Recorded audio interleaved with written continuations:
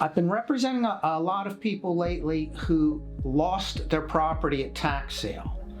And what I think happens is they've almost always paid off their mortgage. So they have 100% equity, no mortgage. And I think what happens is they're not used to paying the taxes because they were always paid by the mortgage company. And it's such a sad situation because the people are losing everything they've worked their whole life for. They've finally paid off of a mortgage after maybe 30 years, and then they lose it at tax sale. And sometimes somebody had a problem and they just didn't pay them, but sometimes they weren't even properly served or notified. I'm representing somebody right now who got arrested and was in prison, and they sold his property at tax sale without ever serving it. And other people, they served the wrong property. They didn't serve them. So there are many ways to defend a tax sale. The important thing is, as soon as you find out about it, give me a call, because once the deed is filed to the buyer at tax sale, it's much, much more difficult. And the deed isn't filed for sometimes 6 months. So the tax sales, there's two kinds of tax sales. The first one is called an upset tax sale.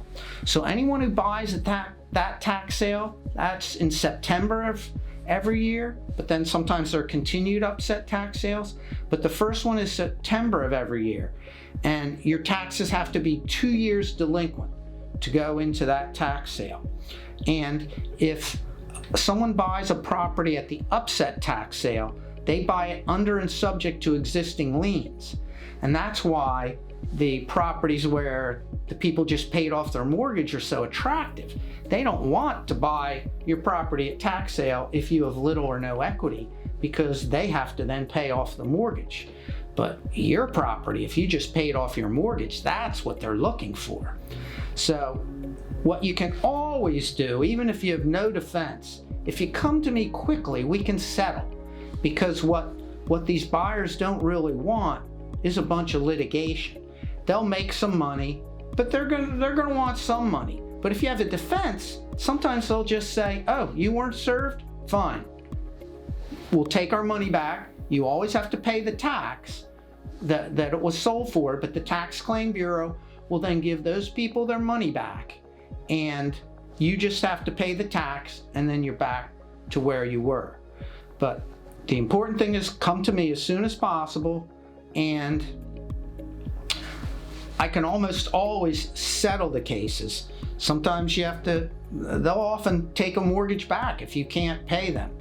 So you'll get to keep the property, but just give them a mortgage for some amount, depending on how much equity you had, and we'll just negotiate something. But it's better than doing nothing and losing your property, because then they'll evict you and you'll lose all your equity and you won't have anywhere to live.